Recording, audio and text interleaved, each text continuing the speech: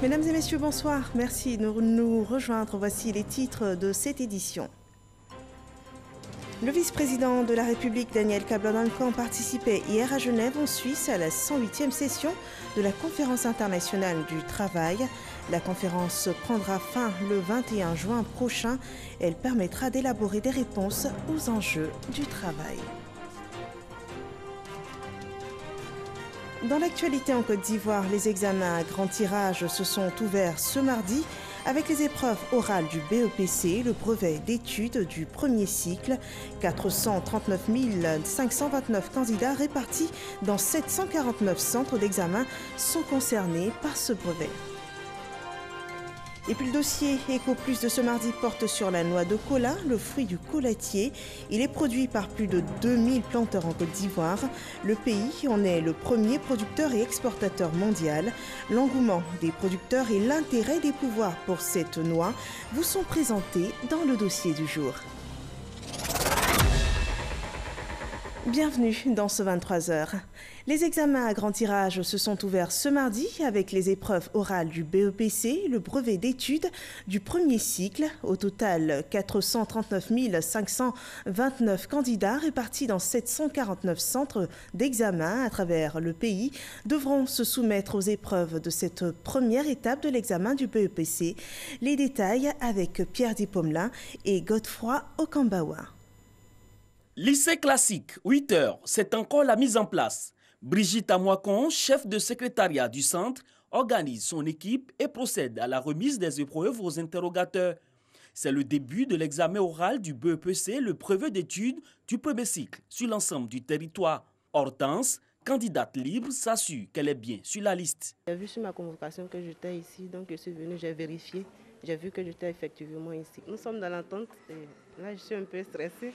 Ici nous avons 690 candidats. Ce matin nous venons juste de procéder au lancement de l'épreuve orale. Quelques difficultés, c'est un peu à propos des interrogateurs.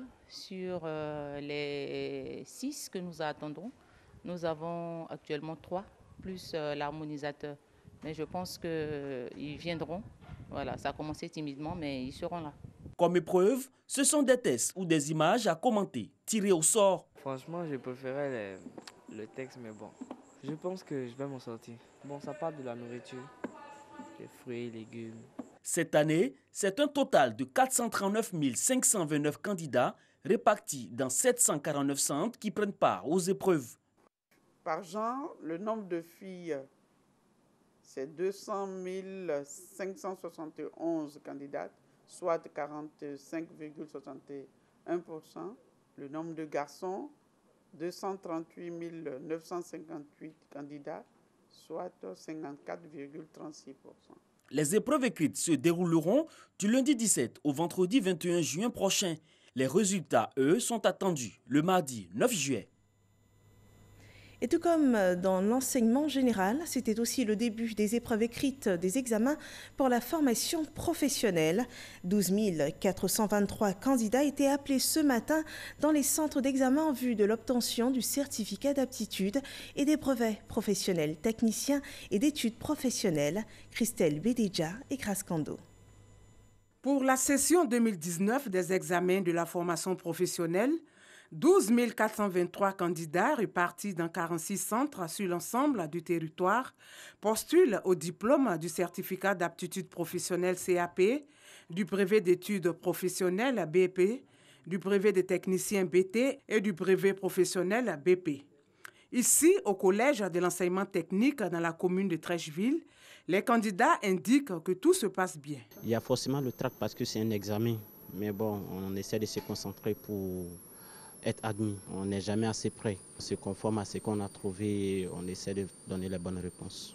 L'épreuve de comptabilité est abordable, ça va aller. On peut espérer. Pour s'imprégner du bon déroulement des épreuves, les responsables du ministère de l'Éducation nationale, de l'enseignement technique et de la formation professionnelle ont parcouru plusieurs centres d'examen, comme ici, dans cette salle de composition du brevet d'études professionnelles. Tout est fait pour limiter au maximum l'intervention humaine.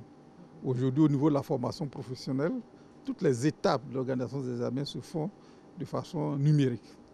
L'inscription, les convocations, les anonymats des feuilles et les délibérations sont assistés par ordinateur. Les épreuves écrites des examens de la formation professionnelle vont durer 4 jours et les résultats sont attendus le 22 juin prochain.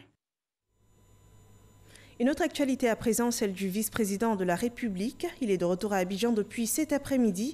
Daniel Kablan-Duncan a pris part la semaine dernière au 23e Forum économique international de Saint-Pétersbourg en Russie. Le vice-président s'est ensuite rendu à Genève en Suisse pour la commémoration du centenaire de l'Organisation internationale du travail à l'occasion de la 108e conférence de l'organe. Et en marge de ces grandes rencontres, le vice-président de la République a échangé avec des délégations d'hommes d'affaires afin de leur présenter les opportunités d'investissement en Côte d'Ivoire. Le vice-président de la République, Daniel Kablan-Duncan, était hier à Genève, on le disait tantôt. Il a pris part à la 108e session de la Conférence internationale du travail. La conférence permettra d'élaborer des réponses aux enjeux du travail. Le compte-rendu de ce rendez-vous détaillé avec Awa Touré. Les défis futurs dans le monde du travail et le rôle de l'Organisation internationale du travail dans les années à venir. La violence et le harcèlement dans le monde du travail sont, entre autres, les problématiques soumises à la réflexion des 6 000 participants et 44 chefs d'État et de gouvernement à cette conférence du centenaire de l'OIT. Des chefs d'État et de gouvernement appelés à partager leur vision sur l'avenir du travail au cours d'un débat général qui se tient du 10 au 21 juin à Genève. À la tribune de la Conférence internationale du travail, le vice-président Daniel Kablan-Duncan a adressé au mandat tripartite, au directeur général du BIT ainsi qu'à l'ensemble du personnel de l'organisation les félicitations du président de la République Alassane Ouattara et du gouvernement pour les avancées remarquables dans le monde du travail. Ces avancées concernent notamment la reconnaissance du travail en tant que valeur, la lutte contre le travail forcé, l'affirmation de la liberté syndicale, les droits des travailleurs tels que les congés payés, la fixation du temps de travail journalier, la protection sociale. Monsieur le Président, Excellences, Mesdames et Messieurs, en cette année 2019, nous célébrons avec beaucoup de fierté et beaucoup d'espoir le jubilé des 100 ans de l'OIT. Cette organisation unique dans le monde, par la structuration tripartite, accompagne les pays membres pour assurer un environnement du travail décent et de meilleures conditions de vie. En effet, avec l'OIT, nous avons parcouru du chemin. Nous avons travaillé à construire un monde du travail dont nous pouvons être plus que fiers aujourd'hui. La Côte d'Ivoire, qui a adhéré à l'Organisation internationale du travail en 1960, s'est employée, selon le vice-président de la République, à en épouser les idéaux, les valeurs et les combats en vue de l'amélioration des conditions de travail et de vie de ses populations. À ce titre, la Côte d'Ivoire se réjouit d'entretenir avec cette illustre institution, à savoir bien sûr l'OIT, une coopération remarquable et active qui a permis d'enregistrer des avancées notables dans plusieurs domaines, et notamment la mise en place des dispositifs spécifiques pour traiter les questions de l'accessibilité des jeunes à l'emploi, à l'entrepreneuriat. Le quasi-doublement du salaire minimum interprofessionnel garanti, le SMIC. La mise en place de programmes d'autonomisation des femmes par la réalisation d'activités génératrices de revenus. La révision du Code du travail qui a permis de traiter les questions essentielles telles que le harcèlement au travail, la lutte contre la précarité de l'emploi, le renforcement de la sécurité et la santé au travail, ainsi que l'amélioration de l'employabilité des jeunes. La Conférence internationale du travail est l'organe décisionnel de l'OIT et le Bureau international du travail, son secrétariat permanent, qui emploie plus de 2700 fonctionnaires de plus de 150 pays au siège à Genève et dans 44 bureaux dans le monde. La Côte d'Ivoire, qui abrite le Bureau régional Afrique, va accueillir en décembre prochain la 14e réunion régionale africaine de l'Organisation internationale du travail. Dans le secteur agricole, au titre de la coopération inter-États, les organes de gestion de la filière café-cacao du Ghana et de la Côte d'Ivoire sont en conclave depuis ce mardi à Accra, la capitale ghanéenne. Une réunion dans le cadre de la mise en œuvre du plan stratégique relatif à la déclaration des chefs d'État ghanéens et ivoiriens en mars 2018, portant sur l'économie du cacao pour une meilleure rémunération des paysans. Ce conclave entre le Ghana, Cocobod et le Conseil café-cacao de la Côte d'Ivoire devrait aboutir à la mise en œuvre d'un prix plancher du cacao. Et toujours sur l'agriculture, nous sommes aujourd'hui mardi et comme vous le savez, c'est le jour dédié au dossier économique de nos éditions.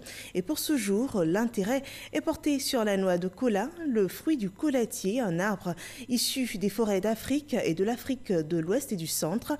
La Côte d'Ivoire en est le premier producteur mondial avec plus de 2000 planteurs pour une production annuelle de 260 000 tonnes depuis l'an 2016 selon le ministère de l'Agriculture et du Développement rural, des résultats qui positionnent dès lors le kola au rang des cultures de rente en Côte d'Ivoire. L'engouement des producteurs et l'intérêt des pouvoirs pour sa culture vous sont dévoilés dans ce dossier EcoPlus qui touche en plein cœur la structure de la filière de la noix de kola et c'est signé Noël Niagno.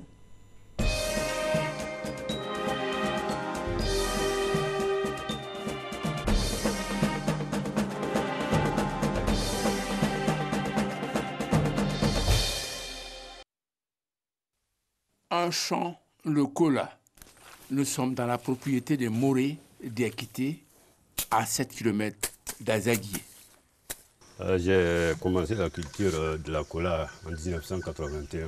81, 83, jusqu'à maintenant, il y a la superficie environ 10 hectares. Une colaculture faite de façon empirique. J'ai fait à l'état artisanal. Hein. J'ai pris même des plants dans la forêt. J'ai arraché des plants comme ça que je mettais en place. Il y avait un peu de tout. En tout cas, je n'ai pas fait de sélection. Aujourd'hui, les données ont changé. Une nouvelle génération de producteurs est née. Assieoussou Célestin Kofi est de ceux-là. La plante de kola, avant, bon, ça poussait un peu dans la nature comme ça. Mais maintenant, les gens, ils ont essayé de moderniser. Et c'est ainsi que je suis parti chercher les plants. Il faut qu'on fasse un truc maintenant, disons, moderne. Aujourd'hui, si vous voyez, c'est sur des lignes. Quand vous regardez le champ, il n'y a pas un pied de cacao, ni un pied de café. Ça veut dire que c'est une plantation purement de kola. Je sais que dans les années à venir, en tout cas, ça pouvait être une activité rentable. S'agissant de la rentabilité, Assieoussou est aux anges. J'ai une superficie de 1 hectare que vraiment j'ai mis en place. Quand j'ai essayé de faire mes points, je me suis retrouvé avec, disons, 2 tonnes. Voilà. Je peux parler bien de l'année 2017 à 2018. Franchement, là, en tout cas, j'ai fait un travail auquel moi-même je suis satisfait. J'ai été très heureux. Comme Assieoussou, ils sont plus de 2000 producteurs modernes recensés par le ministère de l'Agriculture et du Développement rural. Leurs exploitations sont situées dans la partie sud de la Côte d'Ivoire. Leur production en 2016 est estimée à 260 000 tonnes de noix fraîches, exportées dans leur quasi-totalité. À l'export, le kola se vend bien. Quand on le paie, disons, à 25 000 francs, au niveau, disons, de la Côte d'Ivoire, on le revend au niveau du Burkina souvent à 45 000 francs le panier. À l'international, vous avez des marges de prix à partir de 1 200 francs le kilo. Aujourd'hui, voici quelque chose qui peut redorer l'image de l'agriculture et de nos chers paysans. Quant au marché intérieur, il est très spéculatif. Ce sont des acheteurs, ils se promènent avec leurs balances. Celui-là vient aujourd'hui, il te dit que moi je paye à 75 francs le kilo, d'autres même à 50 francs. Donc ça fait que pour la commercialisation, on avait des problèmes. Capitale de la vente du kola en Côte d'Ivoire, à Niama. au sud-est d'Abidjan. Une activité qui occupe du monde. Le nombre qui est là, beaucoup font le triage, ils enlèvent la bonne graine, ils font la différence des choses.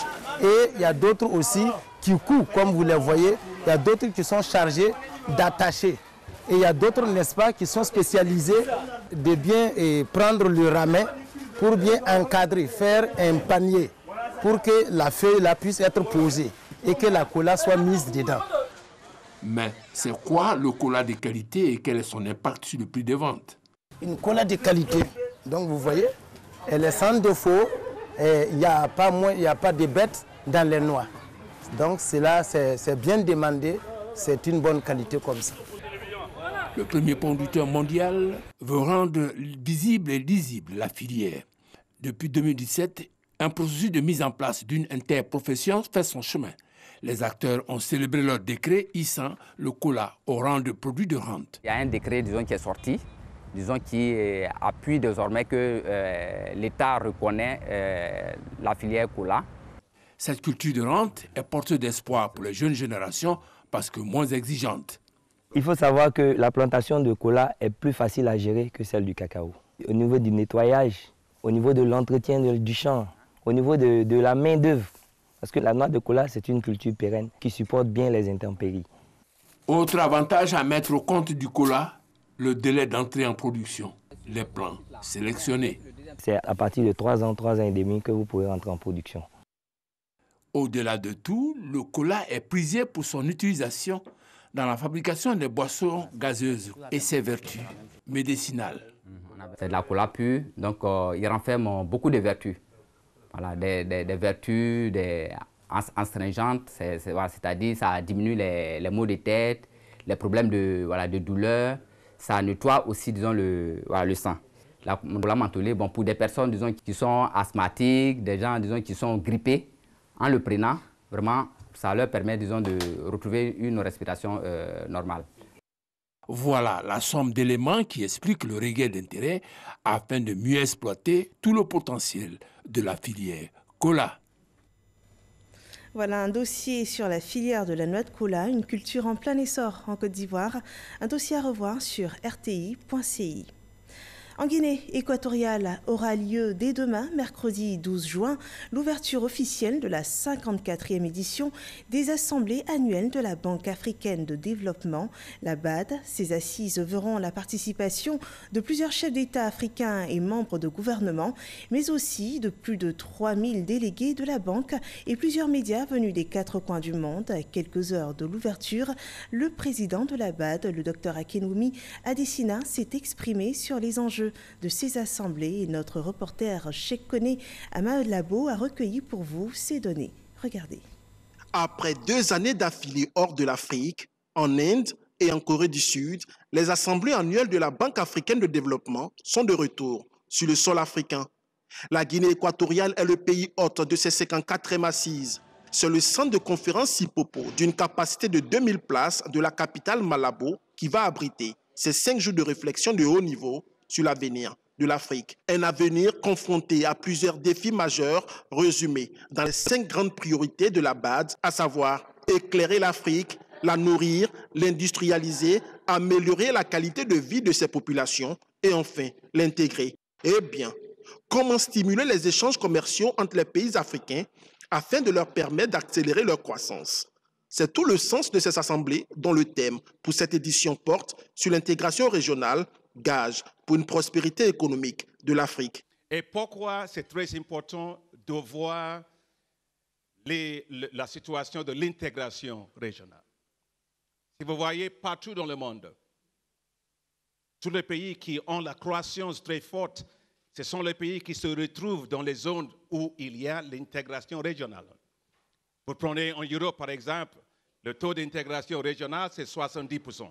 Vous prenez quand même en Afrique, c'est presque 18%. Donc c'est très important. On ne peut pas avoir la croissance qu'il faut pour l'Afrique sans avoir l'intégration régionale.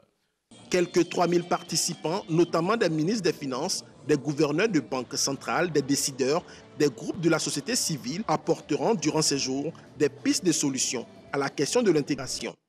Surtout que L'accord de libre-échange continental africain, ZLECA, récemment ratifié, entrera en vigueur en juillet prochain et devrait ainsi créer la plus grande zone de libre-échange au monde.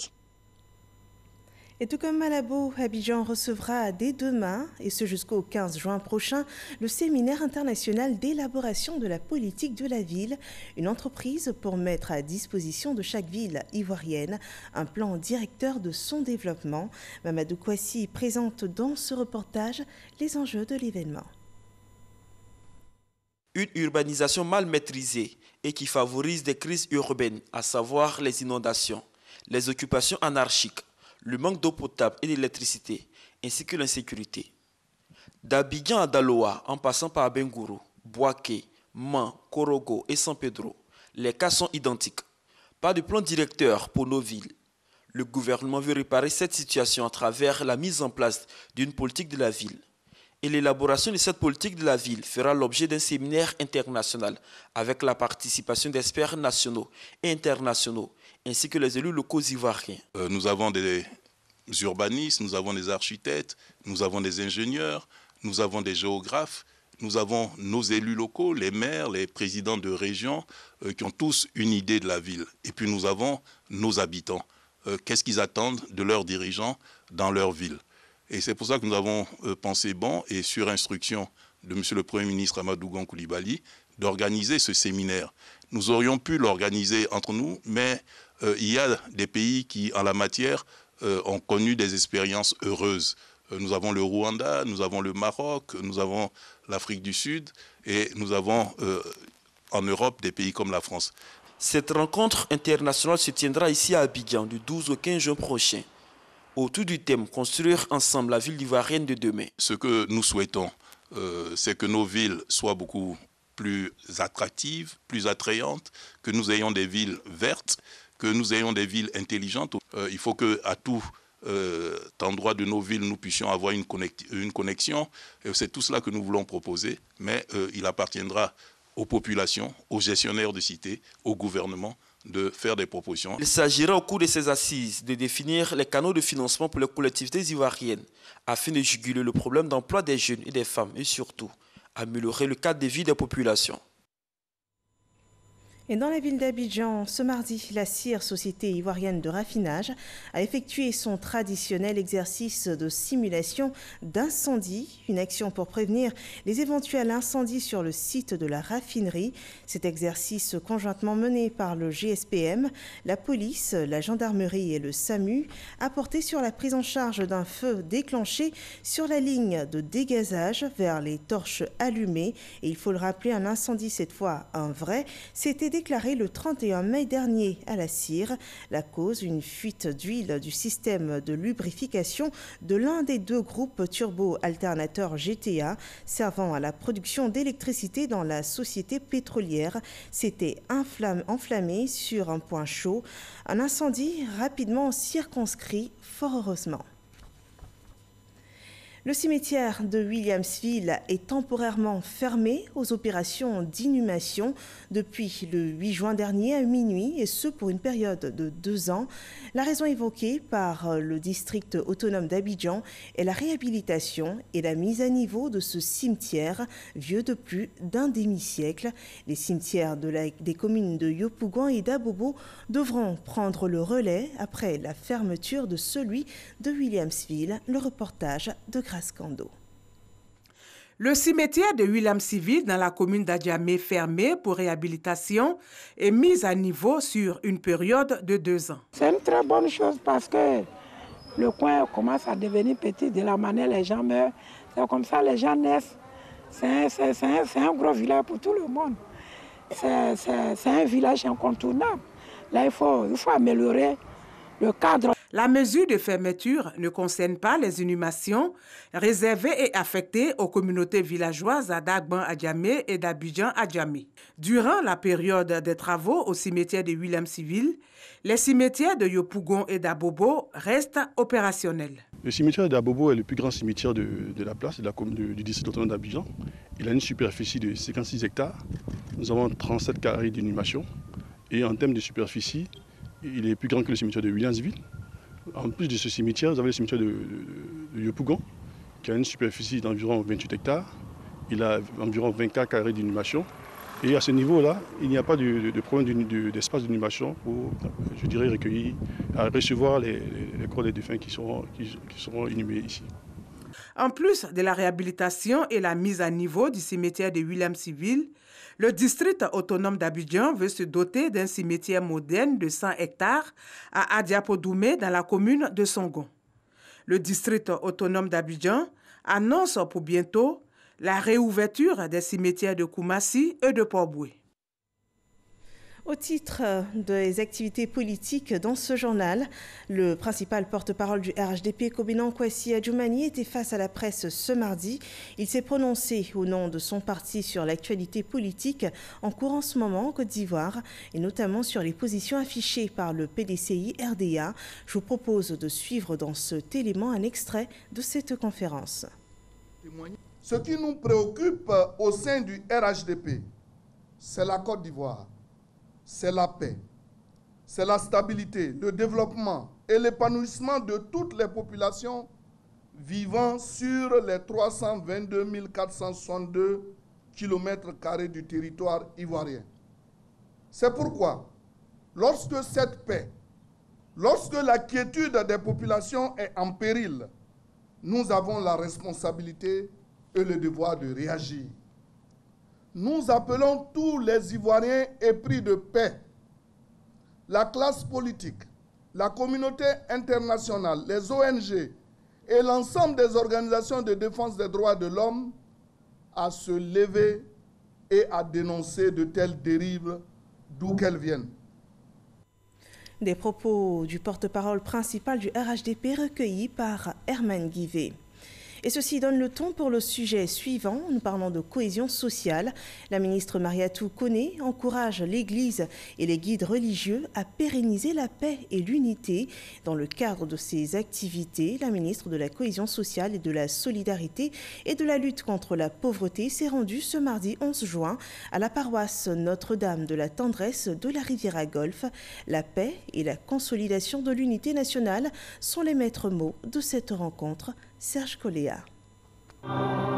La paix, l'unité et la cohésion doivent demeurer au centre des préoccupations des communautés religieuses en Côte d'Ivoire. C'est le message délivré par la ministre de la Cohésion sociale, de la solidarité et de la lutte contre la pauvreté à la paroisse Notre-Dame de la Tendresse de la Riviera-Golfe. Mariatou Koné a salué les efforts déployés au quotidien par l'Église catholique afin de consolider l'unité nationale.